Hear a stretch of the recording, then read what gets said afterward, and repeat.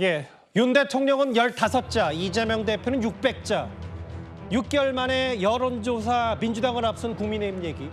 저희가 준비한 4위, 5위 월요일 뉴스탑10은 바로 여기부터입니다. 현직 대통령인 윤석열 대통령 지금 서울구치소에 있습니다. 아시다시피 지난 주말 법원이 증거인멸 우려가 있다면서 구속영장을 발부했죠. 그런데 이 얘기를 하나하나 짚어보기 전에 이 시각 서울구치소로 먼저 가봐야 할 것 같습니다.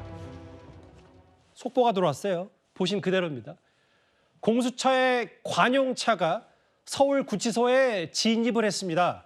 아시는 대로 구속된 윤석열 대통령이 조사를 거부하고 있는데 공수처가 윤석열 대통령에 대한 강제 구인을 검토하고 있다고 이미 밝혔었죠.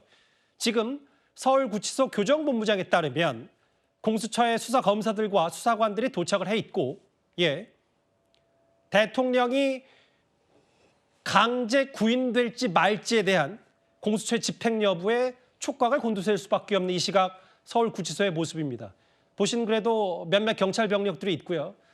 취재 카메라들도 많은데 여전히 강제 인치와 관련해서는 결정된 게 없다고 했지만 앞서 화면도 잠깐 이제 준비가 돼 있지만 공수처 차량으로 보이는 차량이 이미 서울구치소 안 저렇게 검은색 SUV 차량에 진입을 했기 때문에요.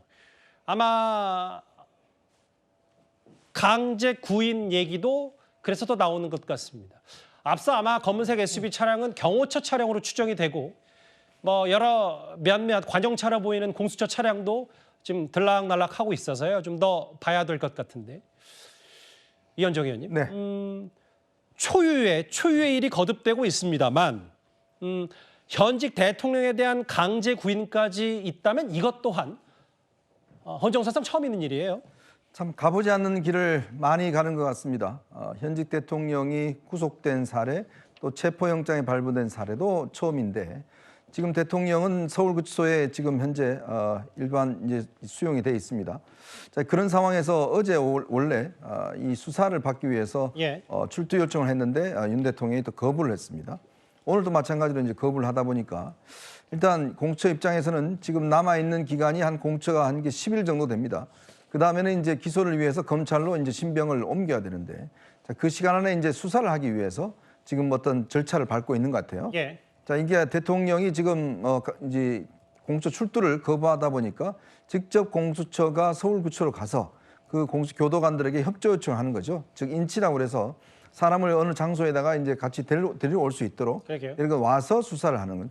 예전에 박근혜 전 대통령도 제가 기억하기로는 아마 그런 적이 있었던 것 같아요. 박 전 대통령이 수사에 이제 불응하다 보니까 직접 이 교도관들이 어떤 이 인치를 하려고 그랬는데 그 박 전 대통령이 끝내 거부하면서 결국 이루어지지 않았던 그런 사례가 있습니다. 저는 오늘도 마찬가지로 결국은 현직 대통령에 대한 인치가 저는 되기가 어렵지 않겠는가 싶습니다. 대통령이 지금 일관되게 공수처의 수사는 받지 않겠다는 입장인데 사실 교도관들을 이용해서 대통령을 끌어오는 것은 쉽지는 않을 것 같고 그리고 경호원들은 지금 현재 안에 있지를 못합니다. 그렇죠. 밖에 있기 때문에 경호원의 도움은 받지는 못하지만 윤 대통령이 거부할 경우에 아마 교도관들이 강제 인치하기는 어려울 것 같습니다. 지금 현장 화면을 보면 그 몇몇 윤 대통령 지지자들이 피켓과 태극기 성조기를 들고 서울 구치소 앞을 지키고 있고 형광색 재킷을 입은 경찰 병력도 대기하고 있는데 오늘 이 시각 서울 구치소 핵심은 공수처 차량으로 보이는 차량이 일단 진입을 했고 교정본부장이 공식적으로 확인을 해줬어요. 검사와 수사관들이 도착을 했다. 그리고 아까 잠깐 지나갔던 검은색 SUV 캐딜락 차량은 경호처 차량으로 보이는데 그 차량도 일단 서울구치소 안으로 진입이 됐습니다. 지난 15일에 체포영장이 발부된 이후 대통령이 서울구치소에 머물고 있으니까 한 닷새 정도가 됐는데 화면을 좀 다시 스튜디오로 돌아와 볼까요? 만약에 서울구치소 앞에 유의미한 움직임이 있으면 바로 다시 현장을 연결해 보도록 하겠습니다. 구자영 변호사님, 검찰 서울구치소장에게 피의자 인치지휘 협정 요청서 공수처가 강제 구인, 그러니까 대면 조사가 절실하다. 공수처는 이런 입장인 것 같아요. 근데 사실 납득하기는 어려운 게 수사의 절정이고 마무리가 구속영장 청구거든요. 예. 그리고 그것이 발부됐으면은 혐의에 대해서는 공수처가 그렇게 자신했던 것처럼 증거도 수집되었고 혐의에 대한 소명도 했다라면서 지금 또 대면 조사가 반드시 필요한 사유가 무엇일까? 그리고 그거에 대해서 초유의 현직 대통령에 대한 강제 인치라는 걸 하겠다라는 것이 굉장히 좀 무리수가 있을 수밖에 없습니다. 왜냐하면 그건 말 그대로 몸으로 붙잡고 끌어내는 것이거든요. 예. 그렇기 때문에 이 과정에서는 물리적 충돌로 인해 가지고 사건이 굉장히 많이 벌어집니다. 예. 예를 들어서 구속영장의 효력으로 강제 인치는 가능하다. 그러나 그것이 피의자에 대해서 어떤 압박으로 작용하거나 진술 거부권에 대해서 침해로 연결될 거에 대해서는 예. 다시 또 위법으로 볼 수 있다. 이런 이제 여지가 열려 있고 반대로 그거에 대해서 물리적으로 저항을 하다가 서로 상처를 입는 그런 불상사가 생기는 경우가 있는데 이건 정치적으로 파급 효과가 너무 큰 일이고 실제로 그래가지고 그것이 공무집행 방해가 아니냐라고 해서 재판까지 이루어지는 사례들이 왕왕 있었거든요. 근데 지금 현직 대통령에 대해서 초유의 일인데 윤 대통령께서는 지금 조사에 대해서 불응하겠다라는 입장을 명확히 밝혔고 예. 가더라도 나는 진술 거부권을 행사하겠다라고 하고 있기 때문에 강제 인치가 됐을 경우에는 이런 문제점은 많을 텐데 그런 우려에도 불구하고 수사 과정에서 얻을 수 있는 부분은 없거든요. 이런 점을 좀 잘 고려해 주면 좋겠다. 왜냐하면은 예. 현직 대통령에 대한 강제 수사라는 거는 사실 헌법이 예정한 길은 아닙니다. 예. 지금 그거에 대해서 많이는 뭐 법 앞에 평등하다라고 하는데 대통령에 대한 불소추 특권 자체도 헌법에 있거든요. 그거는 그 내란 외환죄 이외에는 수사 대상이 되는 것 자체를 헌법의 제정권자들이 생각을 아예 안 했던 경우이기 때문에 그 헌법에 규정되어 있지 않음으로 인해서 강제 수사가 무조건 가능하다 이렇게 갈 수 있는 부분은 아니기 때문에 이제 적절한 균형점을 찾을 필요가 있다 생각합니다. 근데 이제 뭐라 그랬냐면 구 변호사님께 질문 하나 더요. 대법원 판례에 따라서 구속된 피의자는 강제로 연행할 수 있다. 이 판례로 인해서 지금 공수처가 자신감을 갖고 강제 구인까지 하겠다 이런 얘기를 하고 있는 거잖아요.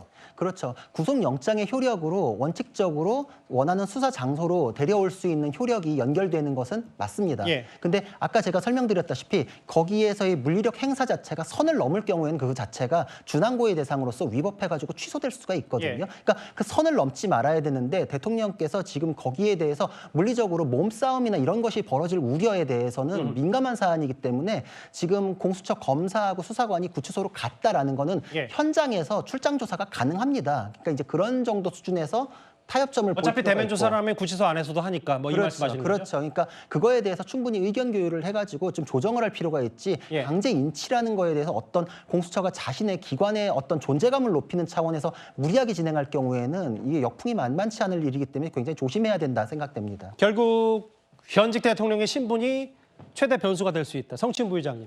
뭐 법적인 건 지금 두 분께 만나봤던 이런 것이다. 정치적으로. 아니 구속까지 현직 대통령 한 마당에 더 이거 뭐 강제 구인까지 해야 되느냐라는 비판 여론 분명히 있거든요. 어떻게 받아들이세요? 저도 그거엔 동의합니다. 그렇기 때문에 강제 구인을 통해서 실익을 거둘 수 있다면, 그러니까 예. 강제 구인을 해서 윤석열 대통령이 지금까지 행사했던 진술 거부권 이외에 발언을 할 수 있도록 유도할 수 있다면 전 구인의 필요성도 있다고 생각합니다만 지금까지의 상황으로 봤을 때 윤석열 대통령이 강제 구인을 한다고 한들 본인의 입을 열 것 같지는 않거든요. 그렇기 때문에 공수처 입장에서는 지금 본 기관에 대한 좀 존폐 위기에 놓여 있기 때문에 뭐라도 좀 보여줘야 된다라는 그 위기 의식 속에서 강제 구인까지도 검토할 수 있다라는 그런 좀 액션을 취하고 있는 것으로 보이는데요. 예. 저는 윤석열 대통령도 알고 있을 겁니다. 공수처가 강제 구인까지도 가능하다는 것. 예. 그렇기 때문에 아까 구자룡 변호사님께서 말씀하신 것처럼 그렇다면은 강제 구인까지 하지 말고 난 여기서 방문조사 성격으로 여기서 하자라는 그런 것까지 좀 타협을 이끌어내는 것, 협의를 이끌어내는 것이 제가 봤을 때는 공수처가 할 수 있는 최선일 것이다. 무리하게 강제 구인을 해서는 그런 다음에 아무것도 얻어내지 못하면은 아마 그렇게까지 해서 얻어낸 게 뭐냐라는 예. 비판에서 자유로울 수 없을 거라고 보기 때문에 저는 그런 시도를 방문조사도 거부하고 윤석열 대통령이 끝까지 어떤 거에도 응하지 않겠다고 하면은 몇 번의 시도 뒤에 그냥 저는 검찰로 빠르게 좀 이첩하는 것도 필요하다라고 생각합니다. 그러니까 1차로 구속기한이 만료되는 건 이제 28일 앞으로 한 일주일 넘게 남았고 연장을 했을 땐 다음 달 7일까지 뭐 시간적 여유가 적진 않다. 그럼 강성필 부위원장님 이거였잖아요. 지난 수요일 체포영장 발부 때 한남동 관저에 들어가서 여러 가지 공수처가 체포영장 집행을 할 때도 여권에서 얘기하길 체포가 목적이냐 수사가 목적이냐라는 비판을 했었다면 뭐 이 부분에 대한 그리고 공수처가 검토 단계지만 강제 구인과 인치라는 단어를 꺼냈기 때문에 어떻게 받아들일까요? 그러니까 사실 체포를 할 때는 어쨌든 소환의 불응한 게 아니라, 그러니까 보통 사람들은 소환 명령이 오면 협의에 나서던데 대통령께서는 협의를 하지 않았기 때문에 당연히 체포영장이 발부된 것이고 예. 이 체포영장에 대해서는 실효에 대해서 실익성에 대해서는 사실 대통령이 묵비권을 행사를 할 거니까 체포가 필요 없다라는 건 좀 잘못된 겁니다. 그래서 절차적 정당성이 필요하기 때문에 이때까지는 저는 체포도 필요하다고 생각을 합니다. 그런데 지금 대통령 측에서는 예. 체포영장 하지 말아라. 차라리 구속영장을 신청해라 해가지고 어쨌든 구속영장이 발부돼서 지금 구치소에 들어간 거 아니겠습니까? 그러면 요 정도 됐으면 대통령도 무조건적으로 공수처의 어떤 수사에 대해서 협조를 하지 않기만 하지 말고 저는 최소한도로 그럼 여기 구치소에서 방문 조사를 하자 이렇게 좀 협조에 나서는 것이 어떨까? 대통령께서 만약에 구치소에서 조사를 받겠다라고 하면 예. 저도 공수처에서는 알겠습니다. 그러면 저희가 구치소 방문해서 구치소에서 조사하겠습니다라고 이렇게 협의를 보는 것이 저는 합당하다고 봅니다. 왜냐하면 예. 구치소 내에 있는 재소자들도 추가건이 뜨게 되면 경찰이든 검찰이든 와서 이렇게 수사를 받는 경우가 비일비재하거든요. 그렇기 때문에 저는 굳이 대통령을 공수처까지 데려가서 인치해서 하는 것보다는 예. 조금 국민적인 여론과 저건 필요 없는 좀 논쟁을 좀 없애기 위해서 그냥 이 공수처가 방문조사해서 하는 것 알겠습니다. 그리고 최대한 빨리 검찰에 넘기는 게 어떨까 이런 생각이 봅니다. 지금 이 시각 서울구치소 앞입니다. 오늘 뉴스탑10 중간중간에 이곳을 연결할 수밖에 없는 이유가요. 조금 전에 저희가 현장을 바로 포착하지 못했지만 검은색 SUV 차량, 캐딜락 차량이 조금 전에 다시 서울구치소 안으로 들어갔습니다. 저 출입문을 통과했어요.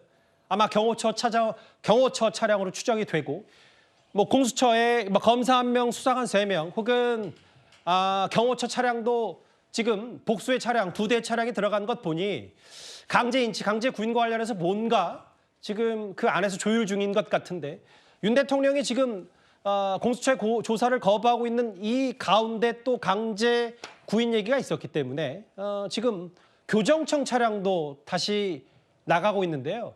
구 변호사님, 우리가 뭐 저걸 하나하나 다 추정하고 예상할 수는 없겠습니다만 차량이 지금 왔다 갔다 하는 걸 보고 교정청, 경호처 차량, 공수처 차량 뭐 강제 구인 가능성이 좀 더 높아지는 것 같아요. 그렇죠. 그 가능성을 배제하기는 어렵고 언론에서도 그거에 대해서 취재를 했을 때 공수처에서도 배제하고 있지 않다라고 예. 했거든요. 그러니까 지금 상황에 따라서는 그런 조치를 취할 수도 있다. 이제 이런 걸 깔고 지금 가는 거다 이렇게 예. 볼 수 있는데 여러 차례 말씀드렸지만 수사라는 거는 어떤 진술을 확인하기 위한 절차이고 구속영장이 발부된 상태에선 사실 뒷정리를 위한 정리 작업만 하지 새로운 사실관계를 밝힐 필요는 없거든요. 알겠습니다. 수사의 필요성이 대단히 떨어지는데 물리적을 행사한다라는 거는 대단한 문제점이 있고 위법 수사로도 연결될 수 있기 때문에 저거는 삼가해야 될 부분 아닌가 싶습니다. 속보가 들어오면 바로 저희가 현장 연결할 테고요. 일단 저희가 준비한 얘기를 하나하나 더 만나보겠습니다. 보신 그대로였습니다. 현직 대통령의 구속 상태고 여기에 강제 구인까지 공수처가 검토한다고 하니까 오늘부터 국민의힘은 총결집한 모양새입니다. 아니 이재명 대표에게는 야당 대표라서 불구속을 하더니 법원이 대통령에게는 증거인멸 염려라며 구속을 시키냐. 오늘 법사위에서 국민의힘 의원은 왜 당직 판사가 구속을 결정했는지 이걸 따져 물었습니다. 과거 대형 사건의 경우 주말이라도 영장 판사들이 했던 전례와 비교해도 납득하기 어렵다. 이렇게 언론사에서 지금 사설을 통해서 지적을 하고 있단 말이에요. 서부지법의 경우에는 왜 영장 판사들이 있음에도 불구하고 그냥 주말 당직 판사에게 이런 것을 맡겼느냐. 각급 법원의 내규를 통해서 주말에 접수되는 영장 사건에 대해서는 당직 판사가 담당을 하도록 내규를 정하고 있습니다. 사안의 중요성이나 이런 걸 고려할 때 그런 내규로서 설명할 수 있는 부분이 왜 좀 또 아니지 않습니까? 왜 그 말씀을 드리냐 하면요. 이 사안의 심각성과 또는 그 여러 가지 정치적 측면을 고려했었을 때 이번에는 내규와 달리 영장 전담이 하자라고 했었을 때 생길 수 있는 또 정치적 논란이 생길 수 있기 때문에 여러 사정을 고려를 해서 원칙대로 당직 판사가 담당한 것으로 알고 있습니다. 오늘 법사위에서 곽규택 의원의 질문, 그 이현정 의원님. 네. 영장 전담이 아닌 왜 당직 판사가 실질 심사를 맡았냐. 내규에 따라 결정했다 이렇게 얘기를 했어요. 그러니까 이제 서울중앙지법 같은 경우는 이제 영장 전담 판사가 제가 알기로 5분이 있는 걸로 알고 있습니다.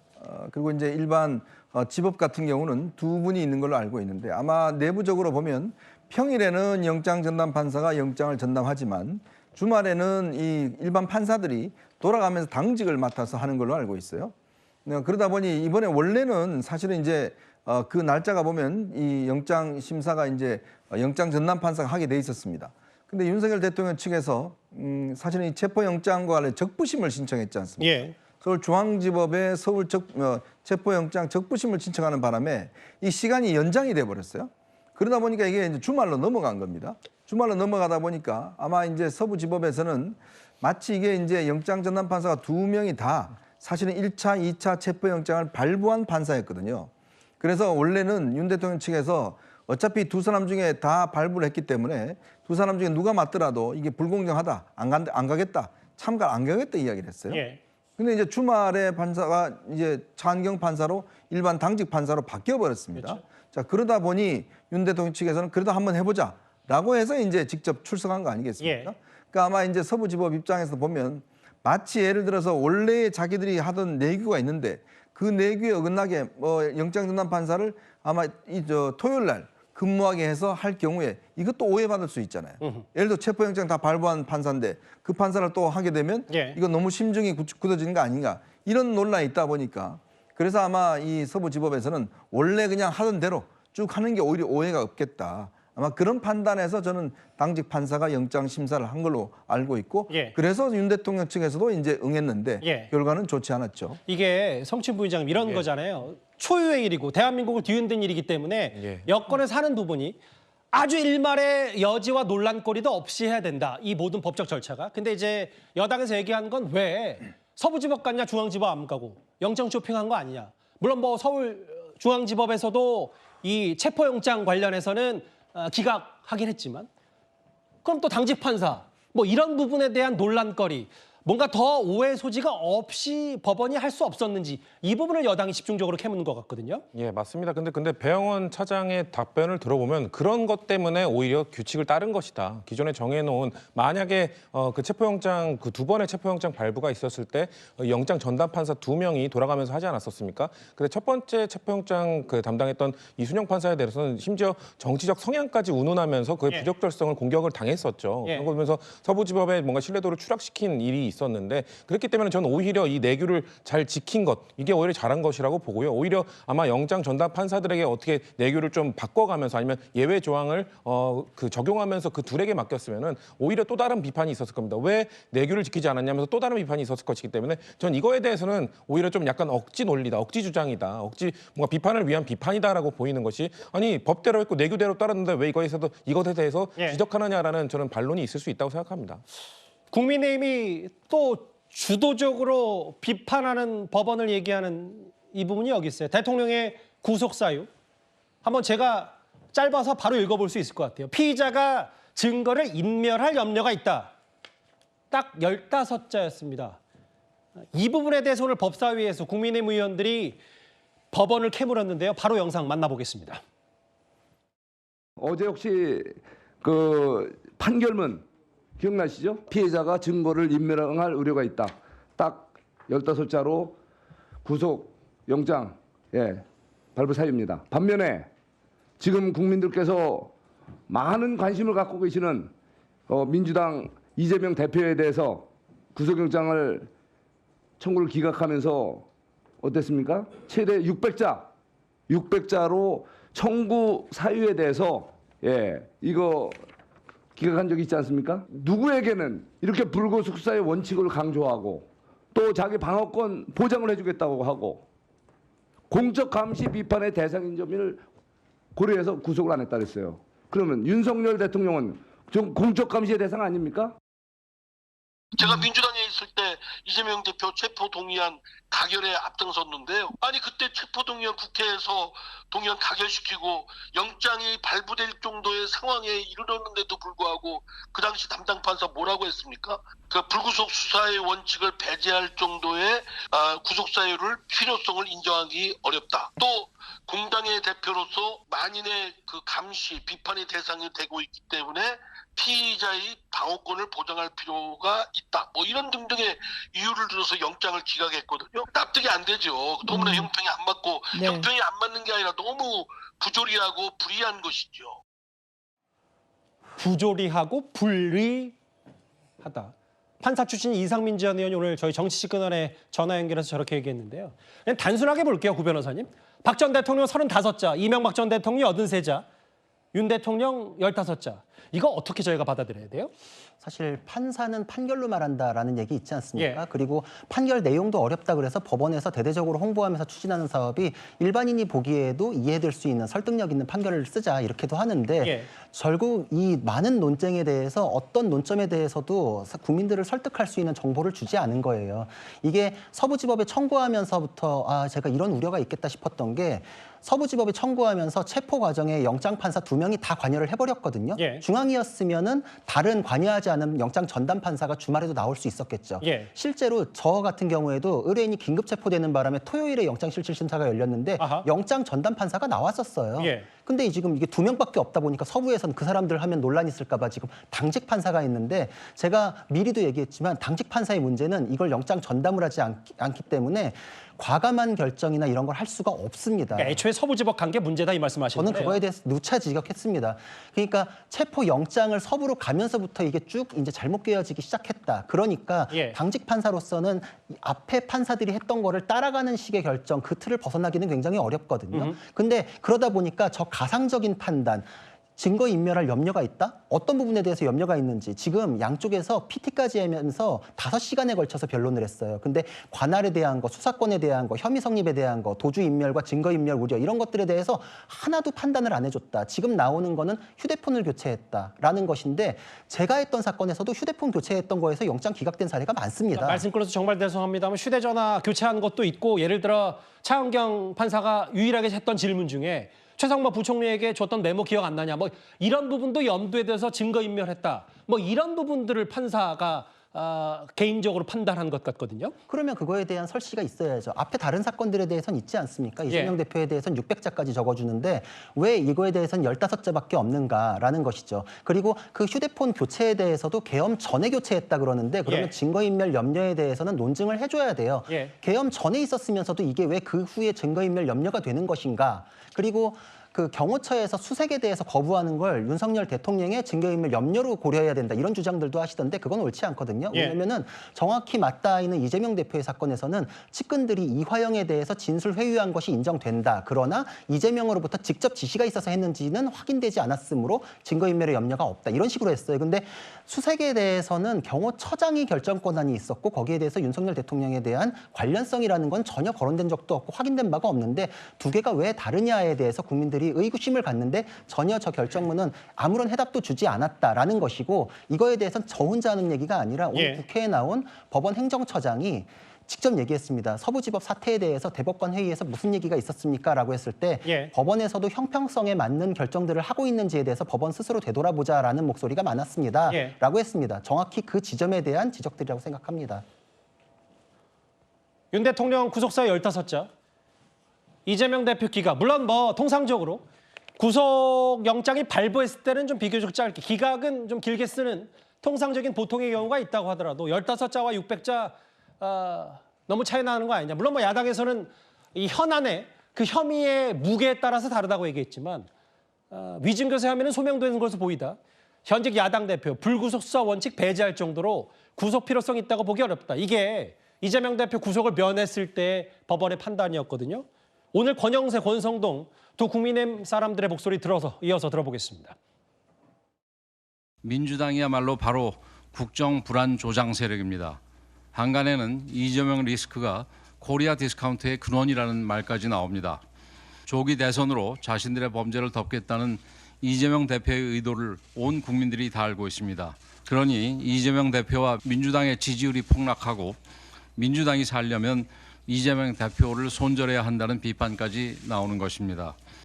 대한민국에서 질서와 법치 준수의 반대말이 바로 이재명입니다. 이재명 세력의 행태는 모든 권력을 행정, 입법, 사법 구분 없이 총통의 손안에 통합해야 한다는 나치 독일의 법학자 에른스트 후보의 논리를 떠올리게 합니다. 나치가 꿈꾼 전체주의 국가를 대한민국에서 허용할 수 없습니다.